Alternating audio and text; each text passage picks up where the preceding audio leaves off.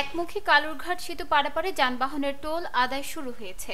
বুধবার সন্ধ্যা ৬টায় ইজারাদার প্রতিষ্ঠানের এই টোল আদায় কার্যক্রম শুরু করেছেন। এর আগে বিকেলে ইজারাদার প্রতিষ্ঠানকে সেতু বুঝিয়ে দেন রেলওয়ে পূর্বাঞ্চলের ভূ সম্পত্তি বিভাগের কর্মকর্তারা।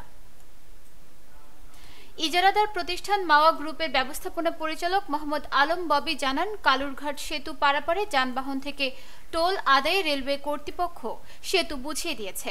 যানবাহন প্রতি রেলওয়ে টোলের হার নির্ধারণ করে দিয়েছে। দীর্ঘদিন কালুরঘাট সেতু সংস্কারের পর আজকে কালুরঘাট সেতু উদ্বোধন হয়েছে। টেন্ডারের ইজারার প্রক্রিয়ার মাধ্যমে মাওয়া গ্রুপ সর্বোচ্চ দরদাতা হিসেবে বিবেচিত হইয়া আমাদেরকে রেল কর্তৃপক্ষ আজকে বুঝে দিছে। আমরা কিছুক্ষণ আগে এটা শুরু করলাম। কালুরঘাট সেতুর ইতিহাসের মধ্যে এইবারে সর্বোচ্চ ডাক্কারি 6.5 কোটি টাকা। এটার উপর আর কোনো সময় এত ডাক টেন্ডার হয়নি। 2023 সালের 1 আগস্ট থেকে কালুরঘাট সেতুর সংস্কার কাজের জন্য যানবাহন পারাপার বন্ধ ঘোষণা করেন রেলওয়ে কর্তৃপক্ষ। সেতুর সংস্কার কাজের তত্ত্বাবধানে ছিলেন বুয়েটের বিশেষজ্ঞ দল। প্রায় 43 কোটি টাকা ব্যয়ে সেতুটির সংস্কার কাজ করেছে ম্যাক্স ইনফ্রাস্ট্রাকচার লিমিটেড।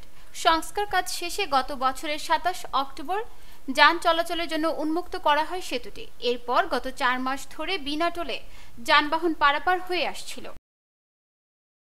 যে মোটরসাইকেল থেকে 20 টাকা করে টোল নিচ্ছে, আপনি এটা তো আমার জন্য বেশি হচ্ছে। আমরা তো চাকরিজীবী, আমরা গার্মেন্টসে চাকরি করি। এইভাবে হলে তো আমরা পারবো না। আমাদের আপ ডাউনে আমাদের এখানে 40 টাকা তো আমরা টোল ভাড়া নিয়ে যাচ্ছে। এখানে একটা বিষয়, মোটরসাইকেলের আগে টাকা ছিল না, এখন মোটরসাইকেলের 20 টাকা করে সরকার নির্ধারিত করছে। সরকারের নির্ধারিত অনুযায়ী আমরা রেল কর্তৃপক্ষ নির্ধারিত অনুযায়ী আমরা টোল আদায় করতেছি। রেলের নির্ধারিত ছাড়া আমরা 1 টাকাও বেশি নিচ্ছি না। নিউজ ডেস্ক, দৈনিক পূর্বকোণ।